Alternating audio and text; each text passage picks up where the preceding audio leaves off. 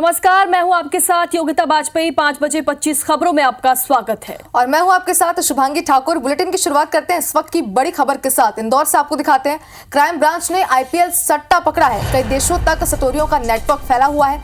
नीमच का बड़ा सटोरी माधव बंसल मुख्य सरगना में शामिल है, ये बताया जा रहा है। बिल्डिंग के फ्लैट में सट्टा संचालित हो रहा था। पुलिस ने 8 सटोरियों को भी यहां पर गिरफ्तार किया है। आरोपियों से 17 चेकबुक, 31 एटीएम समेत कई सामान भी यहां पर जब्त किए गए हैं और कमीशन पर लेकर बैंक अकाउंट का इस्तेमाल करते थे, ये जानकारी अब तक सामने आई है। सटोरियों से फर्जी सिम कार्ड भी यहां पर बरामद हुए। कई देशों तक सटोरियों का ये नेटवर्क फैला हुआ है, ये भी बताया जा रहा है। तो इंदौर से ये खबर है जहां पर सटोरियों पर बड़ी कार्रवाई की गई है। आईपीएल सट्टे पर यह कार्रवाई की गई है। आपको बता दें कि आबकारी पुलिस ने 8 सटोरियों को इस मामले में गिरफ्तार किया है। इंदौर से ये खबर आपको दिखा रही है, तस्वीरें आपको दिखा रहे हैं। 8 सटोरी गिरफ्तार किए गए हैं। आईपीएल में सट्टा खिलाया जा रहा था और इसी दौरान पुलिस ने ये कार्रवाई की है।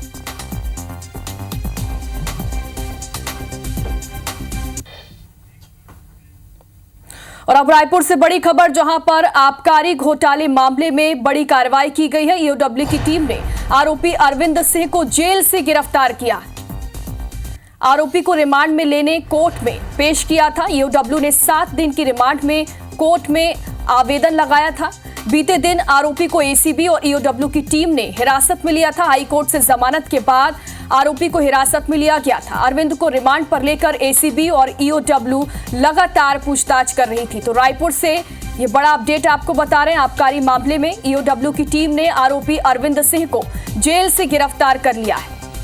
तो आबकारी घोटाले को लेकर लगातार कई अपडेट सामने आते जा रहे हैं और इस वक्त सबसे बड़ा अपडेट आप तक पहुंचा रहे हैं। एक और गिरफ्तारी यहां पर हुई है।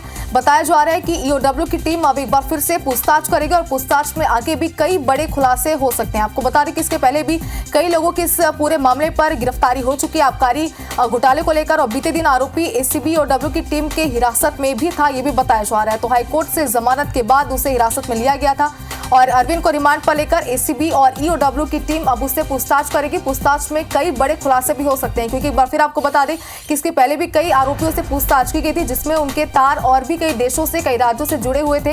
ये जानकारी सामने थी, जिसके आधार पर पुलिस अब और कई गिरफ्तारियां इस पूरे मामले पर कर रही है। आबकारी घोटाले का ये पूरा मामला बताया जा रहा है।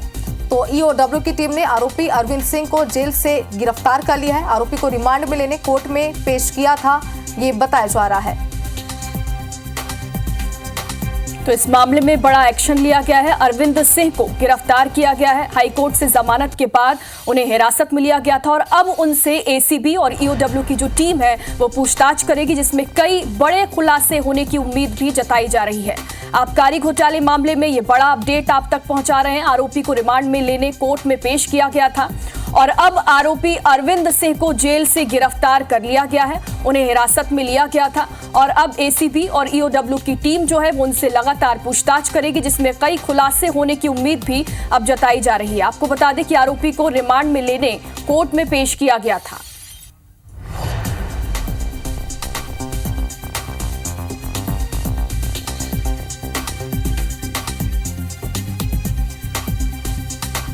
तो बता दें कि ईओडब्ल्यू ने 7 दिन की रिमांड में कोर्ट में लेने के लिए आवेदन लगाया था और बीते दिन आरोपी को एसीबी ईओडब्ल्यू की टीम ने यहां पर बताया जा रहा है कि हिरासत में भी लिया था और आगे भी कई खुलासे हो सकते हैं। ज्यादा जानकारी के लिए हमारे संवाददाता तहसीन जैदी हमारे साथ जुड़ चुके हैं। तहसीन, एक बार फिर से आबकारी घोटाले में एक और गिरफ्तारी यहां पर हुई है, क्या अपडेट है? पूछताछ में क्या बड़े खुलासे आगे हो सकते हैं, क्या जानकारी?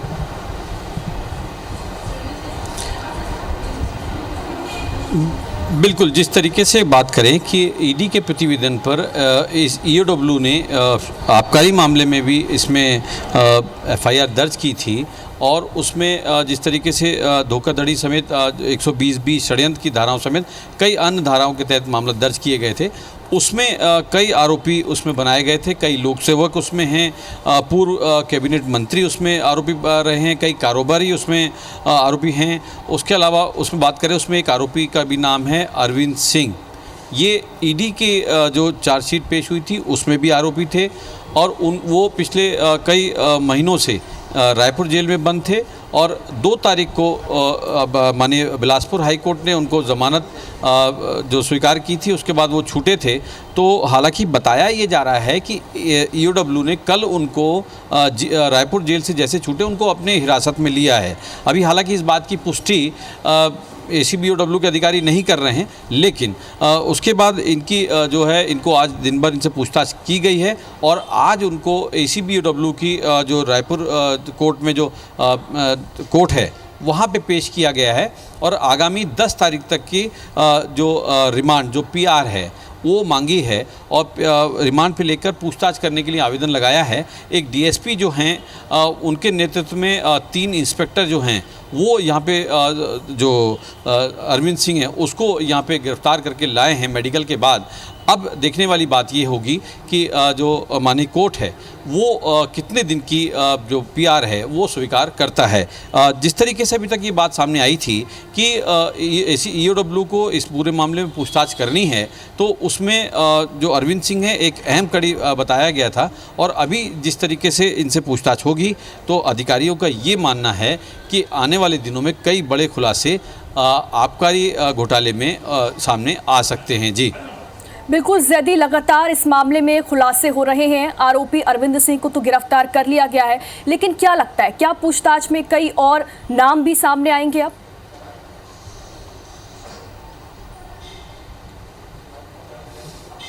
निश्चित तौर पे जिस तरीके से अगर बात करें तो ईडी में परत दर परत जब जांच शुरू की तो उसमें भी कई बड़े नाम उसमें शामिल हुए थे। उसके बाद जब ये प्रतिवेदन यहाँ पे इनको दिया गया ईओडब्ल्यू को कि ऐसे घोटाला हुआ है आपके राज्य में, तो उसकी जांच के लिए कहा गया। तो जांच जब एफआईआर दर्ज की गई तो उसके बाद अब जो है ईओडब्ल्यू की टीम ने इसमें जांच शुरू की है और इसमें अभी कह सकते हैं कि अभी तक की जो आरोपीगण की सूची है उसमें ये पहली गिरफ्तारी सामने आई है ईओडब्ल्यू की आबकारी मामले में। और अभी अरविंद सिंह को यहाँ रायपुर कोर्ट में जो एसीबी ईओडब्ल्यू की जो कोर्ट है वहाँ पे अभी रखा गया है और अभी कह सकते हैं कि एसीबी ईओडब्ल्यू के वकील और बचाव पक्ष के जो वकील हैं उनकी यहाँ पे बहस पूरी हुई है और अभी फ़िलहाल जो है जो माननीय न्यायालय है उन्होंने अभी फैसला जो है थोड़ी सुरक्षित रखा है, थोड़ी देर में देने की बात कही है और अभी सब इंतज़ार कर रहे हैं कि अभी कितने दिन की रिमांड पीआर जो है वो एसीबी ईओडब्ल्यू को मिलती है। हालांकि आपको बता दें कि इसमें अगर बात करें तो अरविंद सिंह एक अहम कड़ी था और उसके बाद क्योंकि इसी के द्वारा ही इस पूरे मामले में जो एक्साइज का जो मामला था ये पूरा जानकार आदमी है, क्योंकि ये फील्ड का एक ऐसा मोहरा था जो कि ये पैसा कलेक्शन से लेके जो कह सकते हैं कि जो सील होती है जो ढक्कन वो तक बनाने का काम ये जानता है। और इस पूरे अपडेट आपसे लेंगे कि क्या बड़े खुलासे अब आगे इस पूरे मामले पर होते हैं। फिलहाल शुक्रिया आपका तमाम जानकारी के लिए। और चलिए अब आगे बढ़ते हैं। चुनावी दौर जारी है, जल्द पहले चरण का मतदान होने वाला है, लेकिन कांग्रेस का कुनबा मजबूत होने की बजाय बिखरता ही जा रहा है। कल बॉक्सर विजेंदर ने कांग्रेस का हाथ छोड़कर बीजेपी के साथ हो लिए वो, तो वहीं सीट बंटवारे से नाराज चल रहे महाराष्ट्र में कांग्रेस के बड़े नेता संजय निरुपम की बयानबाजी के बाद उन्हें पार्टी ने 6 साल के लिए बाहर का रास्ता दिखा दिया है। तो ये सिलसिला आज भी जारी है, जहां कांग्रेस के राष्ट्रीय प्रवक्ता गौरव वल्लभ ने कांग्रेस के सभी पदों से इस्तीफा दे दिया। कांग्रेस अध्यक्ष मल्लिकार्जुन खड़गे को लिखे पत्र में उन्होंने वजह बताई कि वो कांग्रेस के सनातन विरोधी रवैये से नाखुश थे और इसी के चलते वो भाजपा में शामिल हुए हैं।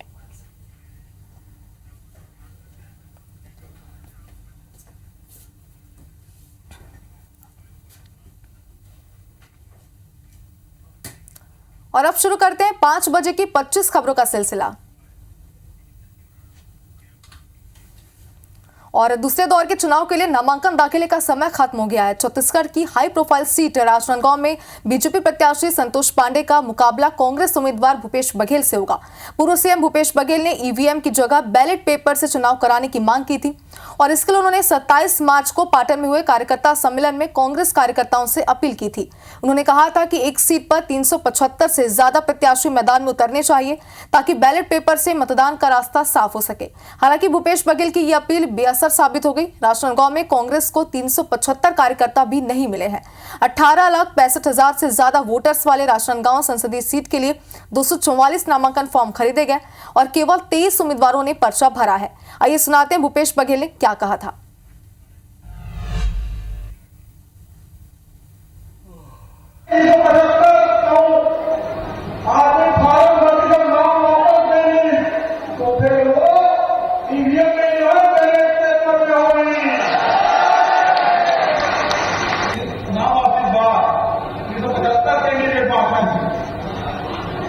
ठीक है, आओ डायरेक्ट खत्म होगी।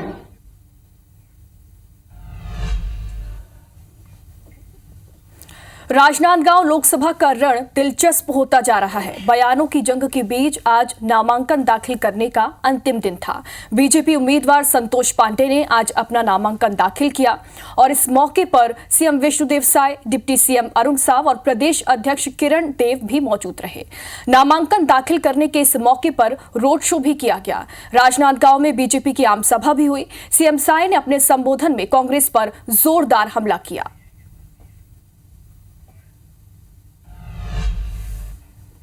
इधर टीएस सिंहदेव ने बीजेपी पर हमला बोला है। पूर्व मंत्री टीएस सिंहदेव का सोशल मीडिया प्लेटफॉर्म पर पोस्ट किया गया एक्स पर, जिसमें सिंहदेव ने बीजेपी को भ्रष्टाचारी जुटाव पार्टी बताया है। बीजेपी ने सत्ता के लालच में भ्रष्टाचारियों पर फूल बरसाए। बीजेपी वॉशिंग मशीन नहीं, लॉन्ड्री सर्विस निकली है।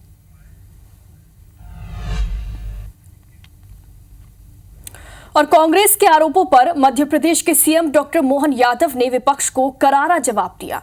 मोहन यादव ने कहा कि विपक्ष के लोग कह रहे हैं कि बीजेपी संविधान बदलना चाहती है, लेकिन संविधान में अगर 370 जैसी गलत धारा थी तो उसे बदलना चाहिए, तो उसे कश्मीर की बेहतरी के लिए भी बदल कर दिखाया है। सीएम ने आगे ये भी कहा कि पीएम नरेंद्र मोदी लोगों की जिंदगी बदलने का अभियान चला रहे हैं। मुख्यमंत्री डॉक्टर मोहन यादव ने राहुल गांधी पर हमला बोलते हुए कहा कि राहुल गांधी अपने अंदर झांक कर देखें। संविधान बदलने का परिणाम ही रहा है कि 3 तलाक जैसे निर्णय को कांग्रेस ने बदल दिया। कांग्रेस ने आपातकाल जैसे खराब समय में जिस प्रकार से जुडिशरी के साथ छेड़छाड़ की थी, उसका भी लंबा इतिहास है। राहुल गांधी अपने आप में झांक के देखे, जब वो संविधान बदलने की बात कर रहे हैं, संविधान बदलने का ही निर्णय रहा कि 3 तलाक जैसे सुप्रीम कोर्ट के निर्णय को कांग्रेस ने बदल दिया। कि इस अवसर पर इतना ही कहना चाहूँगा कि भाजपा सब वर्गों को विकास के लिए लेके चलना चाहती है। इसी कारण से ये हम चुनाव में पूरी ताकत के साथ लगे हैं।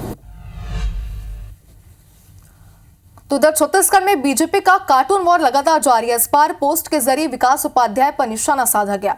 भाजपा ने कार्टून पोस्ट में लिखा कि रायपुर की जनता हो जाओ सावधान, हफ्ता वसूली गिरोह की नजर आप पर है। रायपुर लोकसभा से कांग्रेस प्रत्याशी विकास उपाध्याय।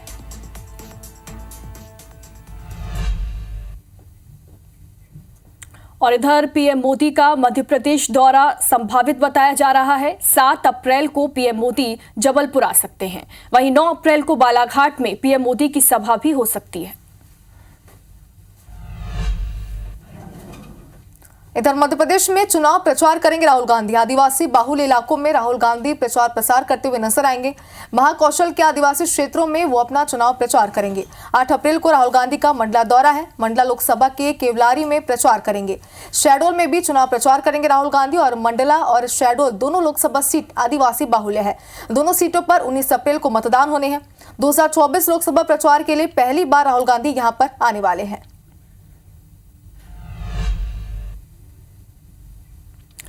आरएसएस प्रमुख मोहन भागवत का खंडवा दौरा। आज शाम 6 बजे वो ओमकारेश्वर पहुंचेंगे। ओमकारेश्वर में ही रात्रि विश्राम करेंगे और कल ओमकारेश्वर ज्योतिर्लिंग के दर्शन कर नर्मदा पूजन भी करेंगे। मालवा और मध्य भारत प्रांत के पदाधिकारियों की इस दौरान भागवत बैठक भी लेने वाले हैं। संघ प्रमुख के दौरे को लेकर पुलिस इस दौरान अलर्ट मोड पर है। और भोपाल में इंडिया गठबंधन की बैठक होगी। 6 अप्रैल को पीसीसी दफ्तर में ये बैठक होगी। आपको बता दें कि इंडिया गठबंधन की एमपी लीडरशिप की बैठक बुलाई गई है। लोकसभा चुनाव को लेकर के रणनीति इस बैठक में बनाई जाएगी और बैठक के बाद इंडिया गठबंधन की प्रेस कॉन्फ्रेंस भी होगी। मिशन 400 पार को नाकाम करने में इंडिया गठबंधन जुटा हुआ है, जिसको लेकर के बैठक बुलाई गई है।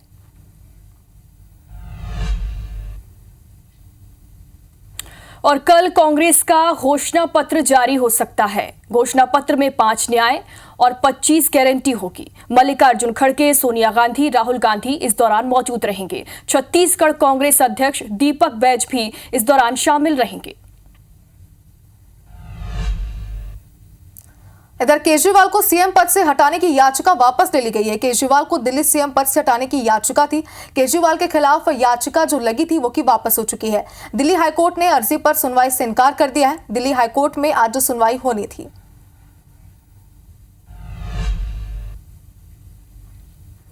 IBC 24 की खबर का एक बार फिर बड़ा असर हुआ। जहां IBC 24 पर खबर दिखाए जाने के बाद मध्य प्रदेश के स्वास्थ्य राज्य मंत्री नरेंद्र शिवाजी पटेल ने सरकारी पार्क से अपना कब्जा हटा लिया। मंत्री शिवाजी पटेल ने पार्क में रखे कुर्सियां और बैनर हटा लिए। साथ ही पार्क में खड़ी की गई सभी गाड़ियों को भी बाहर कर दिया। और अब पार्क में नरेंद्र शिवाजी पटेल के समर्थक दिखाई नहीं दे रहे हैं और पार्क आम लोगों के लिए फिर से खुल गया है। इधर जग्गी हत्याकांड में बिलासपुर हाईकोर्ट का बड़ा फैसला आज सामने आ गया। दोषियों पर निचली अदालत के फैसले को बरकरार रखा गया है। छत्तीसगढ़ का सबसे बड़ा राजनीतिक हत्याकांड था जग्गी हत्याकांड। 4 जून 2023 को एनसीपी नेता राम अवतार जग्गी की हत्या हुई थी। 2007 और 8 में निचली अदालत ने आरोपियों को उम्र कैद की सजा सुनाई थी। उम्र कैद के खिलाफ बिलासपुर हाईकोर्ट में याचिका लगाई गई थी और सभी दोषियों की सजा को अब बरकरार रखा गया है। आपको बता दें कि चिमन सिंह की सजा भी बरकरार रहेगी। RC Trivedi, AS Gill, VK Pandey की सजा भी बरकरार रहेगी।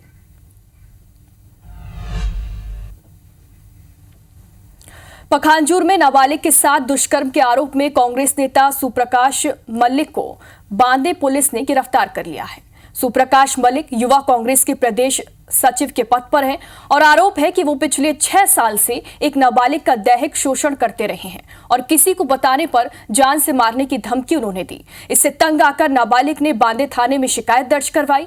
पुलिस ने आरोपी सुप्रकाश मलिक के खिलाफ दुष्कर्म समेत पॉक्सो के तहत मामला दर्ज किया है। गिरफ्तारी के बाद कोर्ट ने आरोपी को जेल भेज दिया। और धार की बोधशाला में चल रहे आर्कियोलॉजिकल सर्वे ऑफ इंडिया के सर्वे का आज 14वां दिन रहा। 22 मार्च से उच्च न्यायालय के निर्देशों पर बोधशाला में चल रहे सर्वे के लिए एएसआई की टीम अपने आधुनिक संसाधनों को लेकर आज फिर 14वें दिन 8 बजे बोधशाला पहुंची। हिंदू पक्ष की ओर से गोपाल शर्मा और मुस्लिम पक्ष की ओर से अब्दुल समद खान भी दाखिल हुए। वह हिंदू फ्रंट फॉर जस्टिस की राष्ट्रीय अध्यक्ष एडवोकेट रंजना अग्निहोत्री भी आज सर्वे में शामिल होने पहुंची। हिंदू फ्रंट फॉर जस्टिस के राष्ट्रीय अध्यक्ष और मूल पक्षकार रंजना अग्निहोत्री के हाथ में सुप्रीम कोर्ट के आदेश की कॉपी थी। उन्होंने कहा कि वे अधिकारियों से चर्चा करेंगी कि आखिरकार इंदौर हाईकोर्ट और सुप्रीम कोर्ट के आदेशों के अनुसार सर्वे हो रहा है या फिर नहीं, क्या अभी तक जीपीएस और सीपीआर पद्धति का इस्तेमाल किया गया है या फिर नहीं। आदेश को लेकर भ्रम की स्थिति पैदा हो रही है।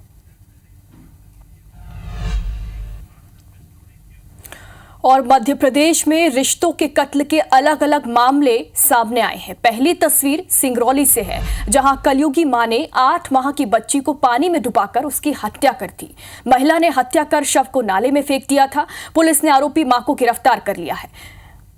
वहीं अब बात करते हैं इंदौर की। तो इंदौर में बेटे ने बुजुर्ग मां की हत्या कर दी। आरोपी बेटे की मां से बहस हुई थी, जिसके बाद घटना को अंजाम दिया गया। जबकि रतलाम की अगर बात करें तो यहां पर भी ऐसी ही खबर सामने आ रही है।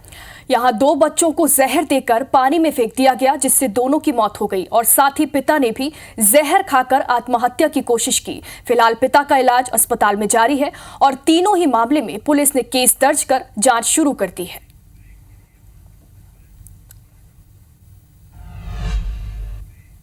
इंदौर से आपको बड़ी खबर दिखाते हैं, जहां पर लव ट्रायंगल में गोली चली है। डबल मर्डर के बाद युवक ने अपनी जान दे दी। और आपको बता दें कि युवक ने पहले गर्लफ्रेंड और एक युवक को गोली मारी थी, फिर खुद को गोली मारी बताया जा रहा है। गोली लगने से तीनों की ही मौत हो गई है। स्वामीनारायण मंदिर के पास की ये पूरी घटना है। भंवरकुआ थाना क्षेत्र का मामला है।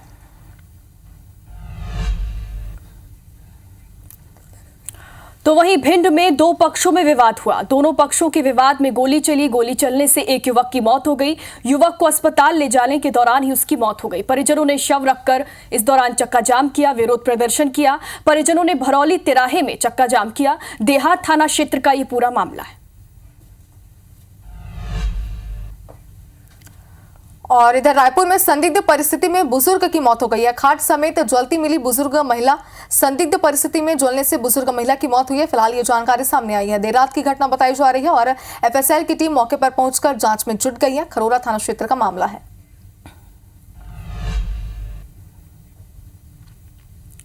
ग्वालियर में सिलेंडर ब्लास्ट का ये मामला है, जहां माता पिता के बाद अब बेटे ने भी दम तोड़ दिया। बुधवार रात 5 साल के बच्चे कान्हा की इलाज के दौरान मौत हो गई।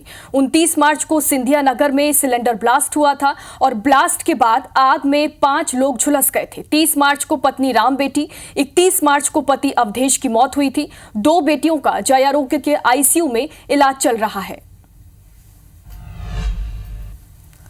इधर राजधानी रायपुर में एक बार फिर से जेल प्रहरी की लापरवाही सामने आई है। जिला अस्पताल में इलाज के लिए भर्ती डबल मर्डर का सजायाफ्ता बंदी महेश वर्मा गुरुवार सुबह 7 बजे अस्पताल से भाग निकला।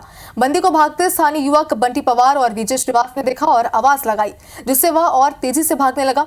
इस पर बंटी ने साहस का परिचय दिया और 2 पहिया दौड़ाकर उसका पीछा किया। चलती गाड़ी में उसे दबोचा और तब तक पीछे से जेल प्रहरी पुलिस के जवानों के साथ मौके पर पहुंच गए और बंदी को वापस ले जाया गया। बंटी ने कहा कि पुलिस की तरह नागरिकों की सुरक्षा की बराबर जिम्मेदारी है। सभी को आगे बढ़कर अपना फर्ज निभाना चाहिए। मामले में जेल प्रहरी मंगल सिंह जायसवाल का कहना है कि बंदी उसका हाथ झटक कर भाग गया था। उससे निगरानी में कोई लापरवाही नहीं हुई है। आपको बता दें कि रायपुर में जेल प्रहरियों और पुलिस जवानों की मौजूदगी में बंदियों को भागने या उनकी आवभगत की घटना लगातार पहले भी सामने आ चुकी है। और अब खबर सूरजपुर से है, जहां राजपुर गांव में मानव तस्करी का ताजा मामला सामने आया। इसका खामियाजा राष्ट्रपति के दत्तक पुत्र कहे जाने वाले पंडो जनजाति के एक नाबालिग को जान देकर भुगतना पड़ा। नाबालिग के परिजन अंतिम बार उसका चेहरा तक नहीं देख पाए और उनकी परंपरा के खिलाफ जाकर उसका दाह संस्कार भी कर दिया गया। अब मृतक नाबालिग के परिजन अपने बच्चों की मौत का कारण जानने के लिए पुलिस कार्यालय के चक्कर लगा रहे हैं। वहीं पुलिस इस पूरे मामले में चुप्पी साधे बैठी हुई है। ये पूरी घटना घटी महाराष्ट्र में। दरअसल गांव में 16 साल के चिरान पंडो दलाल के बहकावे में आकर महाराष्ट्र में बोरिंग कंपनी में मजदूरी करने लगा। लेकिन 1 महीने बाद घर वालों को उनके पास फोन आया कि चिरान का एक्सीडेंट हो गया है और अब चिरान का बड़ा भाई महाराष्ट्र पहुंचा तो उसे बताया गया कि चिरान की मौत 4 दिन पहले ही हो चुकी है और यही नहीं, उसका अंतिम संस्कार भी कर दिया गया।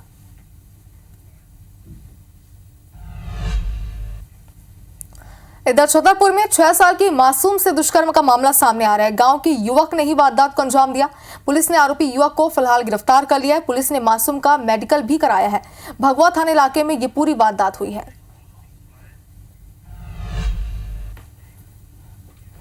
और इसी के साथ इस बुलेटिन में फिलहाल इतना ही, लेकिन खबरों का सिलसिला आगे भी जारी रहेगा। बने रहिए IBC 24 के साथ। नमस्कार।